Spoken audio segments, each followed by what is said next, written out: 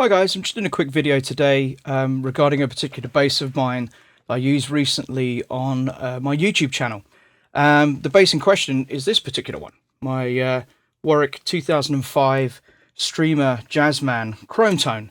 Warwick were kind enough to build it for me back in 2005, so it's had a good 18 years worth of abuse on this particular bass. The question that normally comes up a lot is regarding the finish itself. How difficult it is to keep clean, how well it's held up, and those kind of things. You know, most of these chrome tone finishes back in the day, even for Joe Satriani himself, failed very quickly.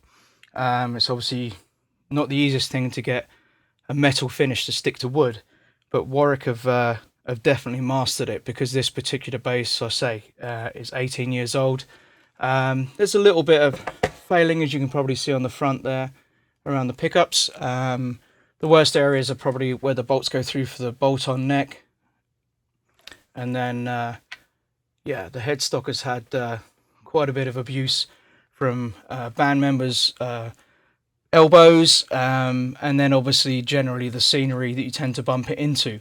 I probably haven't helped matters by the fact that this bass came out of the custom shop factory with adjuster nut 3 on there, which I preferred the Mark 1, which this one has now, which I switched out myself.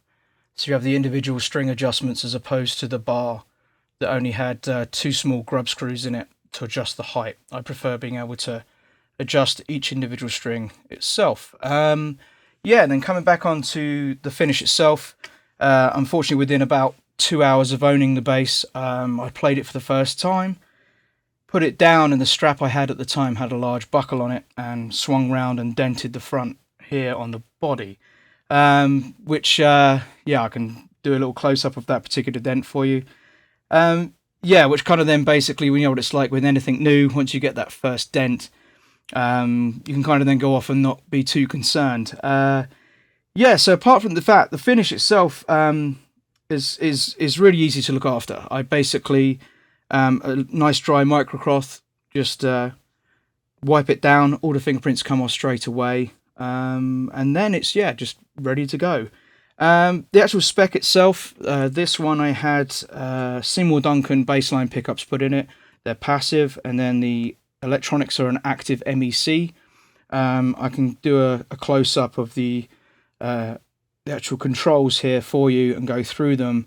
This bass has the volume and the pickup blend stacked on top here, and then you have your treble, which is the one closest to the neck, and then you have the mid in between, and then the bass. This one I always have the EQs, or any of my basses in fact, always have the EQs set flat, and then also you have a polarity switch on this particular bass as well below the bass frequency control.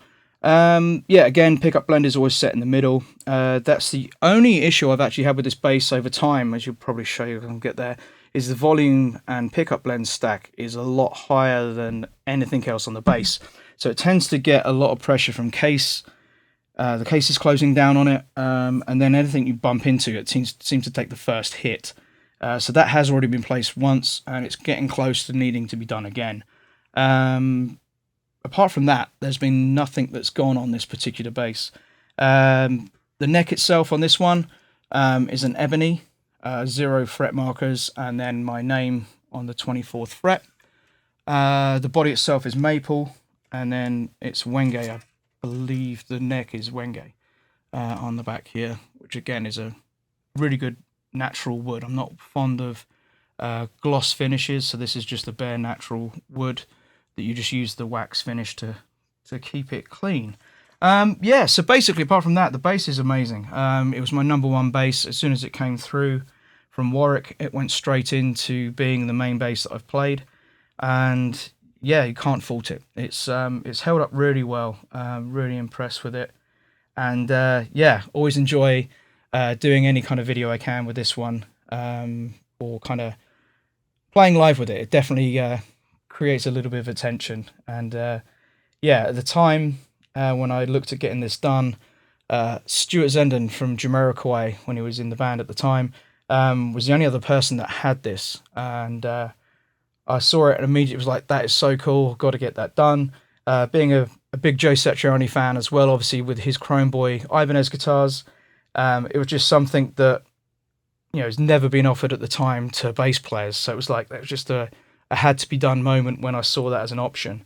And yeah, that's about it really.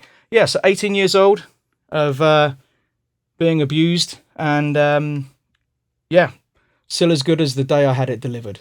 So yeah, any other questions you have, by all means, put them in the comments below. Like, subscribe, and all of that beautiful stuff. And I shall see you guys very soon. Right, take care. Right, bye-bye.